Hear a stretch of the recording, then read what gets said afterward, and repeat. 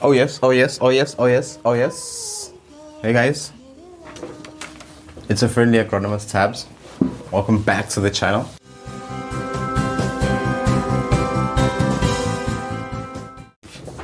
It's May. Things are going slow and quick at the same time. It's weird. Today we're talking about harvesting. Let's get into it. Won't waste much time. But before we get into it, have you guys seen how high prices are of food? Like food inflation rates in South Africa is quite high at the moment. Due to many reasons, of course, but it's quite alarming because if it stays this high and if El Nino, which is expected to return again end of the year, comes, which it likely will, there'll be droughts in the end of this year going into early next year. That means when there's drought, short supply of produce, there'll be a high demand and the prices will stay up. So hey, we in for a tough time, guys. But anyway, focus on the positive. Let's get into today's episode. Yes. Just to remind you briefly, I've got a book out called Nazoke, Basic Guide to Growing Crops. So this is basically a book that shows you how to grow A to Z. It gives you all the compliance requirements that you need to think of. It helps you with planning. It helps you with budgeting. It assists you with knowing what to look for when you've already planted. A lot of in-depth knowledge on nutrition. So fertilizing, different types of fertilizers that are out there. It talks about agrochemical application, harvesting. So basically all of that's into one. It's a toolkit for the farmer, especially the new farmer. So I'll put the link in the description of where you can get the book. And I've also got some spreadsheets that are out. At the moment it's just lettuce, but I'll be adding a couple more important vegetables this month. And I'll put it out there for guys who really want to budget but are maybe too scared to approach a bookkeeper or an accountant or an economist. So it's just like a basic thing so that at least you have some sort of paperwork that you can transfer onto your PC or keep into your file. Yeah, just check out our online store there for more detail. Okay guys, so today we are dealing with harvesting and post-harvest requirements or post-harvest handling requirements. What that just talks about is let's go in our value chain. So we've planned, we've produced, we've protected, and now we are about to harvest. I've summarized it heavily, but that's really where we are. When do you harvest? So depending on the crop that you have, some crops, your short-term crops like herbs, you're looking at harvesting maybe 30 days after you've planted. So it's very quick. For vegetables, 2 to 3 months, depending on the variety and the vegetable. Then you go to your field crops. Also, depending on the field crop, your dry beans, 3 months going that side. 5 months potatoes, maize. So then you have your sugar cane. Maybe you harvesting once a year, twice a year if it's seasonal and carryover cane, So you need to know your specific crop. When do we harvest? And on top of knowing when to harvest, we're talking about physiological maturity. That's when your crop is ready to be taken off the tree or the ground or whatever, harvested. You also need to marry that with what does the market require. For example, you might have a market that requires you to bring tomatoes when they are still green. If that's the case, then you need to harvest just before they start turning. And not when it's still like dark green, but just before it starts turning. So with experience, you'll know how long that is, depending on the variety you're using. And why do I keep mentioning varieties? Remember, variety is, if you're growing cabbage, there are different varieties for cabbage. There'll be a type of cabbage that is maybe drumhead, or you'll have green coronet from stock A's, whereby that cabbage is a medium-sized cabbage, but also it is resistant to black rot, intermediate resistance to black rot. What that means is, where there's an incidence of black rot, a certain type of disease, I'll put a picture. If there's an incident of that disease there, if you plant this variety of cabbage, the chances are less of this disease affecting your entire crop. Some crops will be affected, no doubt, but it's unlikely that your entire crop will be devastated by black rot if you're planting a variety of cabbage such as green coronet. I'm not promoting green coronet. There are other varieties out there, but it's just an example that's right in my head. So the importance of varieties is that specific black rot resistant variety also does say that it matures in about 60 to 70 days, whereby maybe your drumhead variety will tell you that it'll be matured in about 90 days. So there's about 2 weeks there that if you're a farmer you can take advantage of, whereby you go to the market early and then you get favorable prices while everyone else is still coming to the market, planting other varieties. So it really goes to the planning that you did. Was it effective enough so that when it comes time to harvest, we are coming out at the right time? Timing is everything, guys. Timing is everything. Really, the guiding principle with when do I harvest is, what does your market require? Because it's all nice if you want to harvest, I don't know, when the tomato turns red, because that's what you think is right. But if the market wants it greenish, so that when it gets to the market and they're waiting for customers to buy it, it's busy turning, and you arrive with a red crop, that crop will likely be rejected because the market knows that in the time that customers are coming to buy, your crop is busy getting overripe and rotting. So be in constant communication with your market agents or wherever you are sending your market. Remember, we said a market is any person or anybody, any group that says we will take your produce when it's ready at this price, or you can come back when your produce is ready and we will take X amount of quantity. So that is your market. Not having a market is very dangerous. Going to Facebook, going to social media to post about, I've got so much cabbages, to WhatsApp me, send me a call. That is the worst form of marketing you can do. That's not how you run a business. It's a joke actually if you do it like that. So you want, if there's ever a situation where you're asking for customers to come get your produce that's in the field, you want to do it with a very small fraction of your crop, maybe 5%. The rest should be the 95% of your crop. You should know where it's going before you actually plant. Anyway, so when it comes to harvesting, you have to wash it depending on the crop. Some crops washing doesn't really help. Like for example, if you take potatoes and you know that whatever market that needs to get them isn't going to come now, washing a potato isn't smart, because you are removing this protective layer on the outside, almost like eggs. You're removing a protective layer on the outside that promotes early rotting of the produce. So sometimes it's better to leave the produce unwashed and only wash when the market says, hey, we need such a product. But anyway, that's just a friendly tip. So there's harvesting, there's sorting, there's packaging, there's storage. Yeah.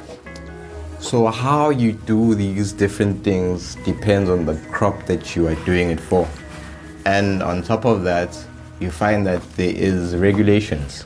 that are in place to guide you as a grower to say this is how, for example, fresh produce is sorted, stored, packaged, all that stuff. So what is guiding this? We are looking at the Agricultural Products Act of 1990. That is basically the document that you would go to find out exactly how you do these things in line. For example, you can't be having a situation where you're harvesting butternut and you are packaging this butternut into citrus orange packaging, the mesh. You can't. Actually, hold on. Okay, I'm back. So you can't, for example, harvest butternuts and then want to put it in this packaging, because we know that this packaging is for citrus packaging according to the regulation. If you are harvesting butternuts, you need this butternutty looking packaging. It actually makes sense, when you put butternuts in this, it looks really nice. It's nice and the same color as this. And if you're looking to see how the butternut looks, it's easier to see blemishes in this than it is to see them in here. So you've probably seen this around, but it's not because guys like the color of the bags. It's because of the regulation. So get up to date, guys. I'll put the link in the description for this regulation. But be aware that it's not for every single crop, but it does provide guidelines. So if you find that your crop isn't here, your market, you go to them and you find out, how should I be packaging these things? What sizing are you looking for? How do I grade it? Those type of information will come straight from the market. So yeah, guys, stay informed. So of course, I go in depth on this topic in my book. Make sure to get it. Now I'm gonna jump over to seed harvesting, because for me it's not just harvesting of the produce, it's also harvesting of the seed, because we are trying to have sustainable production, trying to have a sustainable operation, something that will survive for generations to come. So if we are doing crop production, our most important source material is seed, is imbewu, seed. Yeah. If you don't have seed, what are you doing? Where are you getting your seed from? Are you sustainable? What happens when you stop getting the seed from that company, from that nursery? What happens? So I don't know where I learned this, but I've always had this knowledge of knowing that if you want to have a sustainable business or whatever, you need to dedicate 5% of your budget into research and development, R&D. Research and development is what's going to help you improve from your current position. So I take it to the farm and I say, make sure that at least 5% of your land is catered for seed production. You do not want to be caught out, whereby one day the price of seedlings has just skyrocketed, or seeds are unavailable, or you want to be protected in that sense. So I know in 2023 there was a lot of talk beginning of this year on seed harvesting and how multinationals are basically controlling seeds and food security basically of countries like South Africa, amongst others. To a large extent that is true, because if you look at the offerings that these multinational seed companies have, there's a lot of what they call hybrid seeds.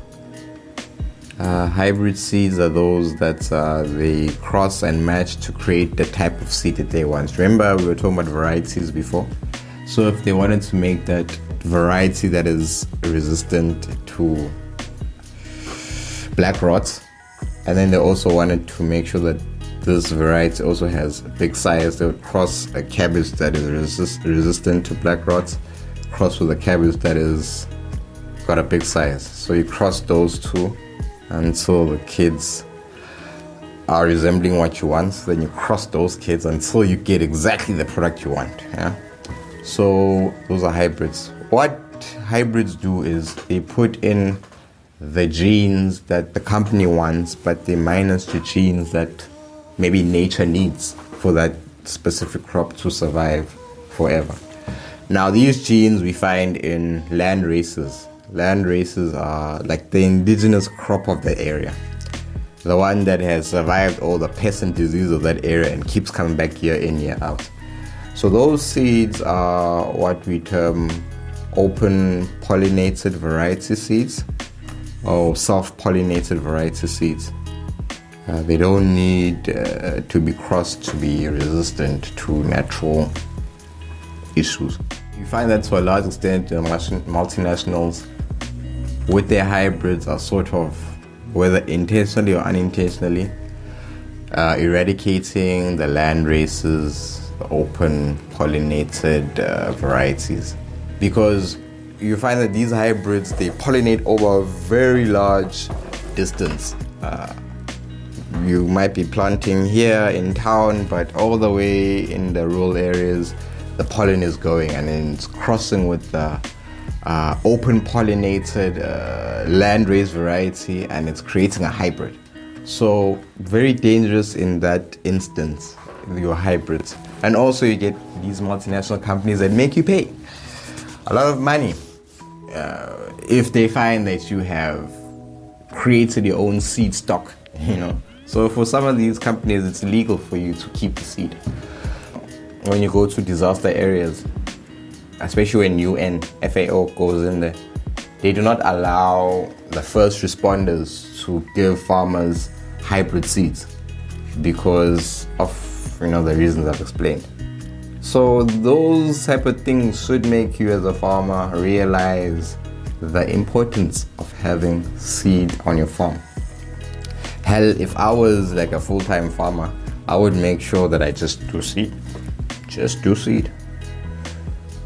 Eventually it would be a political problem, but I would, because it's our food security that is at risk if we don't attend to this. So okay, that's just the gist about seed harvesting. How you actually do it, I won't get too deep because it depends on the actual crop you're planting. But just know that in general, when you're looking at plants, you have two life cycles. You get the vegetative life cycle where the plant is growing, green leafy vegetative growth. Then you get the reproductive stage, whereby the plant now is wanting to create children for the next generation. The children are found in seeds. So each seed in that instance is genetically diverse from the mother. And just like how we are genetically diverse from our mothers and our fathers, but our mothers. So too, those seeds will be genetically diverse from the mother clone.